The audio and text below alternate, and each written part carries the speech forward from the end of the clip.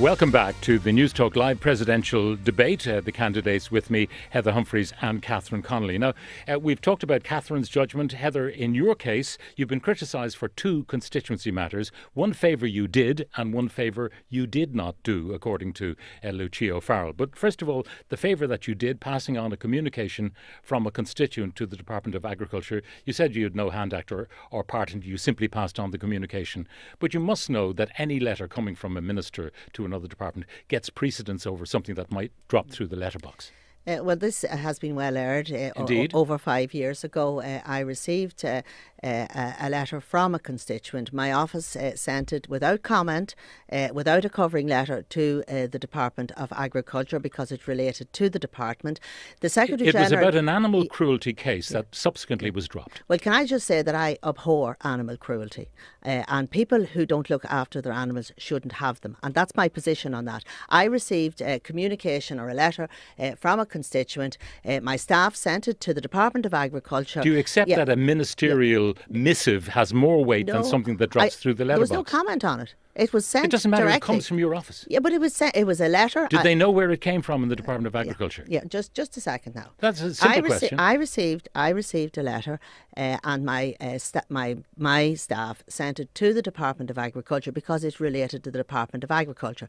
And Did you read that letter before you passed it on? The point here is the Secretary General in the Department of Agriculture at a Public Accounts Committee stated very clearly there was no political interference or representations on that case. And secondly, the Minister of the day, Minister Dara Calleary, said on the record of the Dáil that there was no political interference in that case. Why did you not simply say to your constituent, this is not my affair, this is the Department of Agriculture, send it to them? Instead, he got you to pass it on, and we all know the force of a ministerial missive arriving in another department. It is taken much more quickly and much more seriously than a letter, as I say, that drops through the letterbox. I made no comment, I made no recommendation, there was no covering letter with that letter. Had you read the letter from your constituent? I'll just explain. That's a simple question.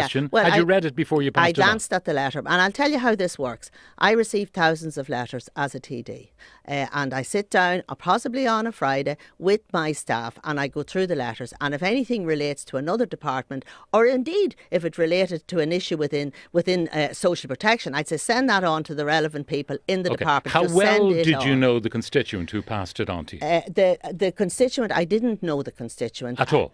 No, I had never met them beforehand, and that happens on many occasions. People come into your office, or people send you on correspondence. You don't know them, but my job has always been, to highlight issues on behalf of people, and to if they have concerns as a public representative. Did you inquire subsequently, because this has been a matter of some controversy, as to why the case was dropped? I had someone who had a track record of animal cruelty before, and suddenly this second case is dropped. Why? Yeah. Well, just to be clear, the letter was sent by my staff to the Department of Agriculture. I had no further role or input into that, into what happened afterwards. Did you ever inquire as to what happened? I didn't. When it became a matter of public controversy? No, I didn't inquire because it was nothing to do with me. It was a matter for the Department of Agriculture.